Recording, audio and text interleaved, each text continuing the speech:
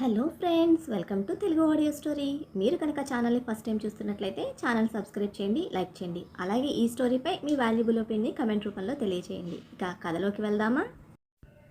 చెల్లి నీవెవరో పార్ట్ 12 చూసే ముందు పార్ట్ 11 చూడండి. లింక్ డిస్క్రిప్షన్లో ఇవ్వడం జరిగింది. తన సింగిల్ బెడ్రూమ్ హౌస్కి 4 టైమ్స్ స్పేషియస్గా రిచ్ ఇంటీరియర్ డిజైన్తో బాస్కెట్బాల్ కోర్టంతో ఉన్న ఆ రూమ్ ఉదయ్ సారదా అని అనుకుంటూ కళ్ళు పెద్దవి చేసి నోరు తెరిచింది. సింపుల్గా ఉన్న గ్రాండ్ లగ్జరీస్ లుక్తో కళ్ళు కట్టుపడేస్తున్న ప్రెషియస్ షో పీసెస్ని చూస్తున్న చైత్రకు రాణా వార్నింగ్ చెవిలో మళ్ళీ వినపడింది. ఏదైనా పగిలితే నీ బాడీ బ్యాక్ యార్డ్లో తేలుతుందని రాణా ఇచ్చిన వార్నింగ్కి అరిచేతిలో చెమటలు పుట్టుకొస్తూ ఉంటే వెంటనే ఉదయ్ సార్కి చెప్పి వెళ్ళిపోవాలి అని అనుకొని అతని కోసం చూస్తున్న చైత్ర కళ్ళకు ఉదయ్ కనపడలేదు. డోర్ సౌండ్తో వెనక్కి తిరిగిన చైత్ర కళ్ళ ముందు రాణా దర్శనమిచ్చాడు. రాణాను చూడడమే భయంతో బిగుసుకుపోయిన చైత్ర మీరేంటి ఇక్కడ అని అంటూ అడుగులు వెనక్కి వేస్తూ ఉంటే తన భయాన్ని కళ్ళతోనే కొలుస్తున్న రాణా మాట్లాడకుండా ఒక్క అడుగు చైత్ర ముందుకు వేస్తున్నాడు. సూటిగా వాడిగా చైత్రను లాక్ చేస్తున్నాయి రాణా చూపులు. కాల్ చేసేలా ఆ చూపేంట్రా బాబు, అసలు నీకు ఇలా దొరికిపోయానేంటి అని ఇన్నర్ వాయిస్ వేసుకుంటున్న చైత్రకు చెమటలు పుట్టిస్తుంది రాణా చూపుల్లోని వేడి. స్టిఫ్గా ఒక్కో అడుగు తన మీదకి వేస్తున్న రాణా నుంచి తప్పించుకోవడానికి అటు ఇటు దొంగ చూపులు చూస్తూ వెనక్కి వెళ్ళి నిలువెత్తు డిజైనర్ కర్టెన్స్తో క్లోజ్ చేసిన విండోస్కి తగిలి ఆగింది. వెనుక దారి లేదు. ఒకవేళ ఉన్న ఆ కర్టెన్స్ మధ్యలో డోర్ ఎక్కడుందో వెతుక్కునే లోపే రాణా చేతికి దొరికిపోవడం ఖాయం. ముందు ఒకటే డోర్ కనిపిస్తోంది. అది బ్లాక్ చేసిన రాణా ఎదురుగా తన ముందే ఉన్నాడు. నువ్వు కావాలని చేస్తున్నావు కదా అంది బింకంగా. ఆన్సర్ లేదు రాణా నుండి. సైలెంట్గా స్ట్రైట్గా హ్యాండ్స్ ఫోల్డ్ చేసుకొని తన ముందు తెల్లటి కర్టన్స్ మధ్యలో చిక్కుకొని భయంతో వణికిపోతున్న 5 అడుగుల 9 అంగుళాల బొమ్మని కన్నర్పకుండా చూస్తూ ఉన్నాడు. రాణా సైలెన్స్ మరింత భయపెడుతూ ఉంది చైత్రను. నేను అరుస్తాను అంది టెన్షన్ పెరిగి నత్తిగా మాట్లాడుతూ. రెస్పాన్స్ ఇవ్వకుండా వాడైన చూపులతోనే షివర్ తెప్పిస్తూ ఉన్నాడు రాణా. బిగించిన గుప్పెలతో కర్టెన్స్ ఊపిరి తీసేస్తూ లాంగ్ బ్రేత్ తీసుకున్న చైత్ర తన టెన్షన్ని కంట్రోల్ చేసుకుంటూ, నన్ను భయపెట్టాలని చూడొద్దు, నేను సార్కి కంప్లైంట్ చేస్తాను అంది అరువు తెచ్చుకున్న ధైర్యంతో. ధైర్యంగా ఉండడానికి ఎంత ట్రై చేస్తున్నా చైత్ర గొంతులో భయం రాణాకు క్లియర్గా అర్థమవుతోంది. ఒక ఐబ్రో రైజ్ చేసి యారగెంట్ లుక్ ఇచ్చాడు. నా ఇంటికి వచ్చి నన్నే బెదిరిస్తున్నావా అన్నట్టుగా ఉంది ఆ పొగరు చూపుల్లోని అర్థం. ఇది మీ ఇల్లు కావచ్చు, సార్ నాకు చెప్పారు ఇక మీద నుంచి ఎటువంటి బెదిరింపులు ఉండవని. ఇప్పుడు నేను వెళ్ళి మీరు చేసిందంతా సార్కి చెప్పేస్తే ఖచ్చితంగా మీ మీద యాక్షన్ తీసుకుంటారు అని ఇన్నోసెంట్ ఫేస్తో తనకి తోచింది చెప్పింది చైత్ర. అయినా మన డెవిల్ బాబు మాట్లాడలేదు. ఒత్తుగా విల్లులా వంపు తిరిగిన కనుబొమ్మల కింద విప్పారిన కళ్ళలోని భయాన్ని ఎంజాయ్ చేస్తూ చైత్రకు క్లోజ్గా వచ్చాడు రాణా. ఆవ్ అని చిన్నగా అరిచి ఫేస్ సైడ్కి టర్న్ చేసిన చైత్ర గట్టిగా కళ్ళు మూసేసుకుంది. చైత్రకు 2 సైడ్స్ హ్యాండ్ ఉంచిన రాణా వెచ్చని ఊపిరి చైత్ర ముఖం మీద డైరెక్ట్గా తగులుతుంది. రాణా అంత క్లోజ్గా ఉండడంతో తన హార్ట్ బీట్ అమాంతంగా పెరిగి లైట్గా షివర్ అవుతుంది చైత్ర. మీరిప్పుడు నన్ను వదలకపోతే నేను ఖచ్చితంగా సార్కి కంప్లైంట్ చేస్తాను అంది. అంత భయంలో కూడా బెదిరిస్తున్నట్టే చెప్పింది కళ్ళు మూసుకొని. తన ఫోర్ హెడ్ మీద స్వెట్ చూస్తూ చెప్పు అని నోటితో ఎయిర్ బ్లో చేశాడు రాణా. వెచ్చని ఊపిరితో పాటు చల్లని గాలి తగిలేసరికి నెమ్మదిగా కళ్ళు తెరిచి ఓరగా కళ్ళెత్తి చూసింది. తన ఫేస్కి క్లోజ్గా ఉంది రాణా ఫేస్. చూస్తూనే ఆశ్చర్యంతో కళ్ళు పెద్దవి చేసి నిజంగా చెప్తాను అంది ఆఖరి ఛాన్స్ అన్నట్టు. షాపింగ్ మాల్, లిఫ్ట్, నా ఛాంబర్లో నా లిప్ కిస్ ఇవన్నీ చెప్పావు కదా అని స్మూత్ వాయిస్తో రాణా క్వశ్చన్ చేస్తూ ఉంటే ఇవన్నీ చెప్పినట్టు వీడికి ఎలా తెలుసు అని తనని తానే ప్రశ్నించుకుంటున్న చైత్ర కళ్ళు ఆశ్చర్యంతో పెద్దవయ్యాయి. ఆ పెద్ద పెద్ద కళ్ళలోకి వాడిగా చూస్తూ ఇప్పుడు ఇది కూడా చెప్పు అని రాణా ఒక హ్యాండ్ కిందకు తీసుకువెళ్తూ ఉంటే తను టచ్ చేయడానికి అనుకున్న చైత్ర ఏం చేస్తున్నారు అని కంగారు పడుతూ చేతులతో చెస్ట్ కవర్ చేసుకుంటూ పూర్తిగా ముడుచుకుపోయింది. కిందకు తీసుకువచ్చిన రాణా హ్యాండ్ చైత్ర నడుముకి ఒక్క అంగుళం దూరంలో ఉంది.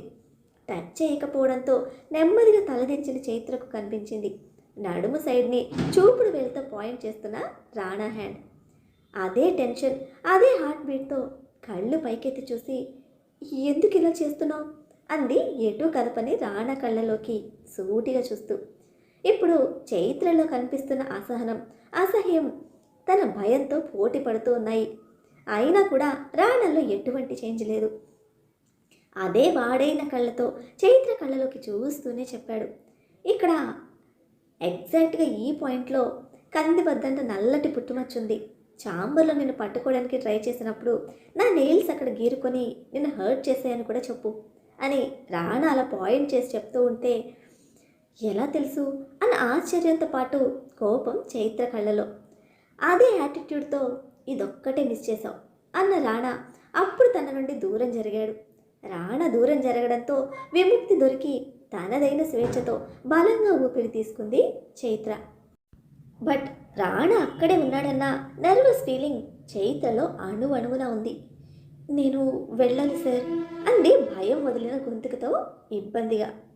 అప్పటికే వెళ్ళాలనుకున్న రాణా తన మాట పట్టించుకోకుండా డోర్ వైపు నడుస్తూ ఉంటే సైలెన్స్తో టార్చర్ చేయడం ఈ మనిషి స్పెషాలిటీ అనుకుంటూనే తన టెన్షన్ తగ్గించుకొని 5 నిమిషాల తర్వాత బయటకు వచ్చింది చైత్ర.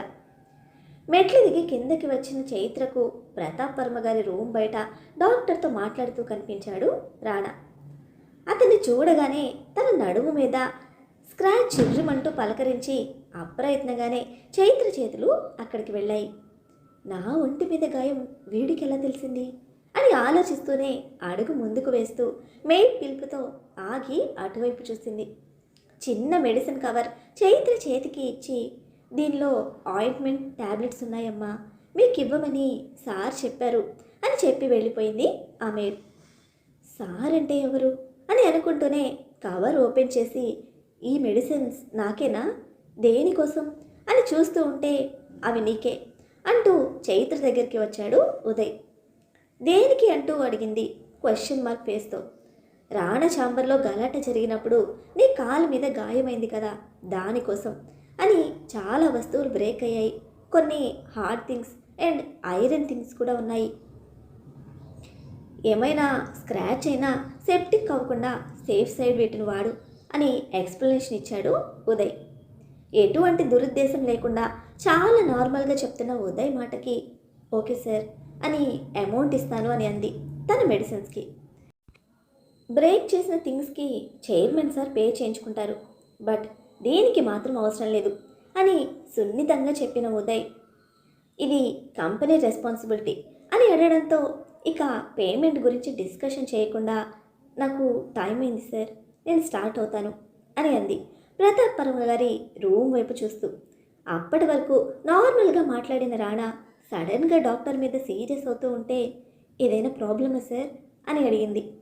ఒక్కసారి వెనక్కి తిరిగి చూసిన ఉదయ్, నో అటువంటిది ఏమీ లేదు అని అంటూనే తన రిస్ట్ వాచ్ చూశాడు.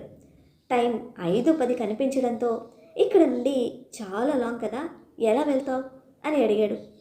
నేను బయటకు వెళ్ళి చూసుకుంటాను సార్ అని తనకు కూడా ఏదీ తెలియదు అన్నట్టే చెప్పి, ప్రతాప్ సార్ని కలిసి వెళ్ళాలా అని అడిగింది. ప్రతాప్ వర్మ రూమ్ బయటే రాణా ఉండడంతో మళ్ళీ అతన్ని క్రాస్ చేసి వెళ్ళాలా అన్న ఇబ్బందితో అడిగింది. చైత్ర ఫేస్ రీడ్ చేసిన ఉదయ్, యాజ్ యూ విష్ అని క్యాజువల్గా చెప్పి, నేను ఇన్ఫామ్ చేస్తాను అని అన్నాడు చైత్ర ఫోన్ తన ముందుంచి. రాణా సీరియస్ అవ్వడంతో భయపడి వదిలేసిన ఫోన్ మళ్ళీ ఉదయ్ చేతిలో చూసి, థ్యాంక్ యూ సార్, నేను మిస్ చేసిన 2 times మీరే దీన్ని సేఫ్గా నాకు ఇస్తున్నారు అని ఫోన్ తీసుకున్న చైత్ర, ఇంకా రాణా అక్కడే ఉండడంతో, నేను వెళ్తాను సార్, ప్రతాప్ సార్కి మీరు చెప్పండి అని చెప్పడంతో ఉదయ్ సరే అని అనడంతో మళ్ళీ థ్యాంక్స్ చెప్పి బయటకు నడిచింది. వెళ్తున్న చైత్రని చూస్తున్న ఉదయ్ను ఎవరు అని అడిగింది. అప్పుడే అక్కడికి వచ్చిన నేహ. మీ బావ పర్సనల్ సెక్రటరీ అంటూ నేహను చూశాడు ఉదయ్. రియల్లీ అంటూ కళ్ళు పెద్దవి చేసి విపరీతమైన ఆశ్చర్యంతో అడిగింది. ఎందుకంత ఎక్సైట్మెంట్ అంటూ అర్థం కాక అడిగాడు ఉదయ్. ఎక్సైట్మెంట్ కాదు, వెరీ సీరియస్ అని. ఏం జరుగుతుంది ఇక్కడ అంది ఫుల్ షాక్లో. అంకుల్ మాట్లాడాలంటే ఇంటికి వచ్చింది అని చైత్ర గురించి చెప్పి, నువ్వెందుకు ఇంత ఓవర్గా రియాక్ట్ అవుతున్నావు అని అదే ఎక్స్ప్లెనేషన్తో అడిగాడు ఉదయ్. బావ పర్సనల్ సెక్రటరీ, ఇంత అందమైన అమ్మాయ, అది మన ఇంటి వరకు రావడం, దీనిలో ఇంకా పెద్ద షాక్ మావయ్య రమ్మనటం, ఏదో తేడా కొడుతుందే అని అంతే ఎగ్జైట్మెంట్తో మాడు గోక్కుంటున్న నేహ థాట్స్కి ఉదయ్కి నవ్వొచ్చింది. సైడ్కి తిరిగి చూస్తే రాణా అక్కడ లేడు. వీడు చాలా సీరియస్గా ఉన్నాడు. మళ్ళీ ఎవరో ఒకరికి మూడేలోపు నేను వెళ్ళాలి అని అనుకుంటూనే నేహను చూశాడు. తను ఇంకా ఓవర్ స్మార్ట్నెస్తో బుర్ర గోక్కుంటూనే ఉంది. నేహ, నువ్వు బ్రెయిన్ బ్లాస్ట్ చేసుకునే అంత మ్యాటర్ దీనిలో ఏం లేదు అని ప్రతాప్ వర్మ చైత్రను పిలిచిన కారణం 2 ముక్కల్లో నేహకు చెప్పాడు. ఇన్ని రెస్పాన్సిబిలిటీస్ తను హ్యాండిల్ చేయగలదా? తనకంత ఎక్స్పీరియన్స్ ఉందా అని మళ్ళీ ప్రశ్న మీద ప్రశ్న అడుగుతున్న నేహ స్మార్ట్నెస్కి I don't know exactly, but uncle trust చేస్తున్నారు అని ఫుల్ స్టాప్ పెట్టిన ఉదయ్, అంకుల్ విషయంలో ఎవరిని నాకు నమ్మడానికి లేదు, కొంచెం నువ్వే కేర్ తీసుకో అని నేహకు చెప్పి తను సరే అనడంతో రాణా కోసం వెళ్ళాడు. మెయిన్ గేట్ వైపు నడుస్తున్న చైత్రకు ఎవరో తనని గుచ్చి గుచ్చి చూస్తున్నట్టు అనిపించి వెనక్కి తిరిగి చూసింది. కొన్ని క్షణాలు అలానే నిలబడి అంతా అబ్జర్వ్ చేసిన చైత్రకు ఎవ్వరూ కనిపించలేదు. వీడి టార్చర్తో నాకేలా అనిపిస్తున్నట్టుంది, ఎప్పుడే ఇలా అనిపిస్తుంటే రేపటి నుండి వీటిని ఎలా ఫేస్ చేయాలి అని తనలో తానే ప్రశ్నించుకుంటూ వడివడిగా అడుగులో ముందుకు వేసింది.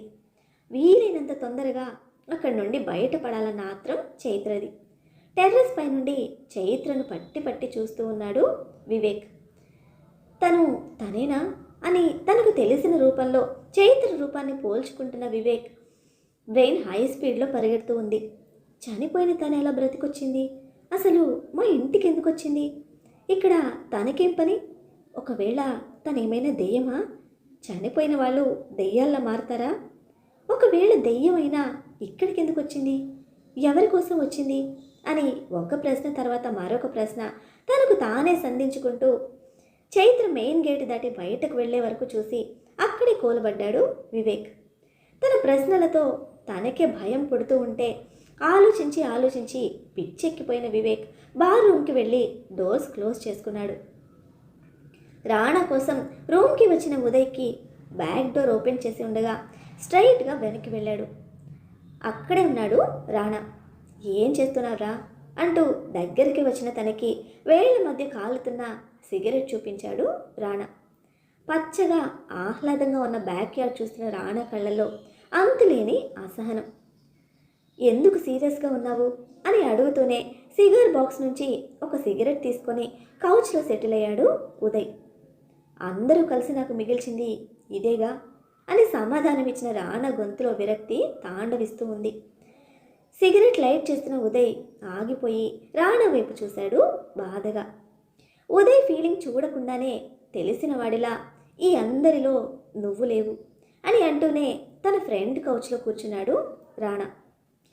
ఇప్పుడు నీ మీద రెస్పాన్సిబిలిటీస్ పెరిగాయి అని టాపిక్ డైవర్ట్ చేస్తూ, అఫ్కోర్స్ దీనికి డబల్ ఉన్నా నువ్వు పర్ఫెక్ట్గా హ్యాండిల్ చేయగలవని నాకు తెలుసు అని అంటూ సిగరెట్ లైట్ చేసుకున్నాడు ఉదయ్.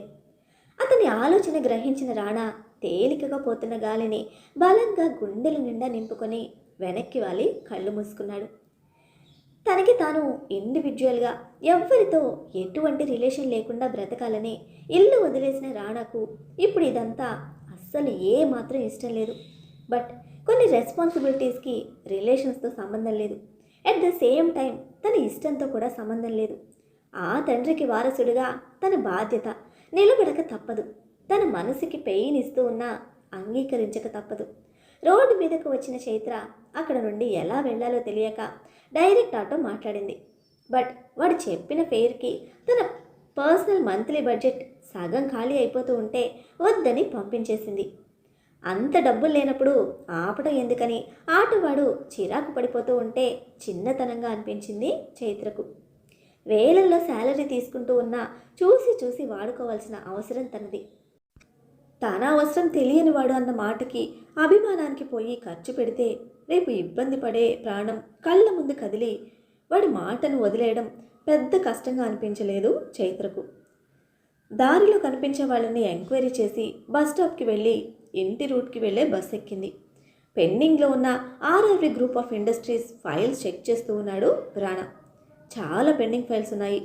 సొసైటీలో ఇంత పెద్ద మనిషి తన వర్క్లో ఇంత పెండింగ్ ఎలా ఉంచుకున్నాడు అని చిరాకు పడుతూనే ఆ ఫైల్ కంప్లీట్ అవ్వడంతో క్లోజ్ చేసి ఉదయ్ ముందు పడేశాడు రాణా.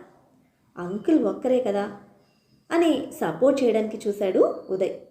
చాలా స్మార్ట్గా ప్రతిదీ ప్లాన్ చేసే ఆ పెద్ద మనిషి ఒక్కడే అయినా 100 మందితో సమానం అని వెటకారంగా అన్నాడు రాణా. కెలికి కొట్టించుకోవడం దేనికని సైలెంట్గా చూశాడు ఉదయ్. చూసింది చాలు, ఇంతవరకు ఆ ముసలోడికి రిపోర్ట్ చేసుకో అని మిగిలిన ఫైల్స్ వదిలేసి లేచిన రాణా కార్ కీస్ తీసుకున్నాడు. ఇప్పుడెక్కడికి అని తెలిసినా ఆపాలని అడిగాడు ఉదయ్. వద్దని దూరంగా వెళ్ళిపోయిన రేవతి మ్యాన్షన్లో ఎక్కువసేపు ఉండలేకపోతూ ఉన్నాడు రాణా. సఫికేటెడ్గా ఉంది తనకి. తెలిసి కూడా అడుగుతున్న ఉదయ్ను ఒక్కటి పీకి ఓవర్ చేయకు అంటూ తను వెతుక్కుంటూ వెళ్ళే ప్రశాంతతకి కాలు కలుపుతూ బయటకు వెళ్ళాడు రాణా. వీడిని ఆపటం నా వల్ల కాదు అని అనుకుంటూ ఫైల్స్తో ప్రతాప్ గారి గది దగ్గరికి వచ్చాడు ఉదయ్. పారాలసిస్ అటాక్ వలన కాళ్ళు పూర్తిగా చచ్చుబడిపోయిన ప్రతాప్ వర్మకి హ్యాండ్స్ కూడా ఫుల్ గ్రిప్లో లేవు. మూతి వంకరపోయి ప్రతాప్ వర్మకి నార్మల్గా అందరిలా మాట్లాడడం అవ్వడం లేదు. అలాగే పూర్తిగా నోరు ఓపెన్ చేసి తినడం కూడా కష్టమే. హార్ట్ సర్జరీ వలన డాక్టర్ రిఫర్ చేసిన లిక్విడ్ ఫుడ్ చాలా నెమ్మదిగా స్పూన్తో ఫీడ్ చేస్తూ ఉంది సిస్టర్.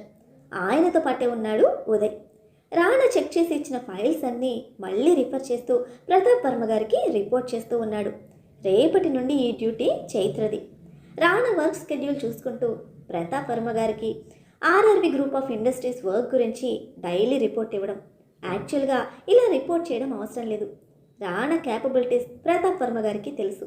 సింగిల్ హ్యాండ్తో అంతా చాలా ఈజీగా మేనేజ్ చేయగలడు రాణా. వర్క్ పరంగా చైత్ర సపోర్ట్ కొంతవరకు అవసరమే.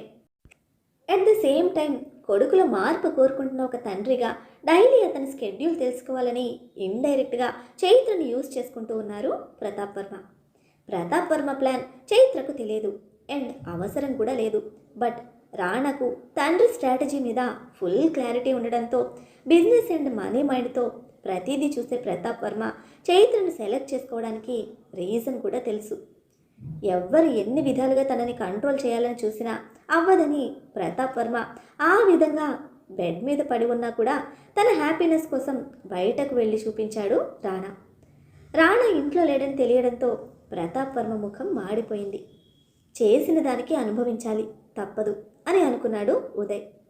నెక్స్ట్ డే మార్నింగ్ లక్కీని రెడీ చేసి స్కూల్ బ్యాగ్, లంచ్ బ్యాగ్ అన్నీ తీసుకొని డోర్ లాక్ చేసి కిందకు వచ్చింది చైత్ర. ఓనర్ ఆంటీకి రెంట్ ఇచ్చి బాయ్ చెప్పి బయటకు వచ్చేసరికి గేట్ ముందు ఆఫీస్ కార్ ఉంది. గుడ్ మార్నింగ్ మేడం అని విష్ చేసి మీకోసం సార్ పంపించారని విషయం చెప్పాడు డ్రైవర్. నా కోసం కార్ ఎవరు పంపారు అని ఆలోచిస్తూనే ఎవ్వరు పంపినా నాకు అవసరం లేదు అని వెళ్ళిపోమ్మని చెప్పింది అతన్ని. ఇది నా డ్యూటీ మేడం, మిమ్మల్ని తీసుకువెళ్ళకపోతే సార్ సీరియస్ అవుతారు, నా జాబ్ పోతుంది మేడం అని రిక్వెస్ట్ చేస్తూ ఉన్నాడు వాడు. గేటు దగ్గర నిలబడి మాట్లాడుతూ ఉంటే ఎవరు అంటూ బయటకు వచ్చారు ఓనర్ ఆంటీ. ఇబ్బంది పెట్టేస్తున్నాడే అని అనుకుంటూ లక్కీని చూసింది చైత్ర. మరి ఆఫీస్లో చైత్రతో మన రాణా బిహేవియర్ ఎలా ఉండబోతోంది? అసలు చైత్ర చనిపోయిందని వివేక్ ఎందుకు అనుకుంటున్నాడు? చైత్ర వివేక్కి ముందే తెలుసా? తెలిస్తే చైత్ర వివేక్ని ఎందుకు గుర్తుపట్టలేదు? ఏం జరిగిందో తెలుసుకోవాలంటే నెక్స్ట్ ఎపిసోడ్ని ఫాలో చేయండి. అలానే ఈ ఎపిసోడ్ని లైక్ చేయడం మాత్రం మర్చిపోకండి. Bye friends.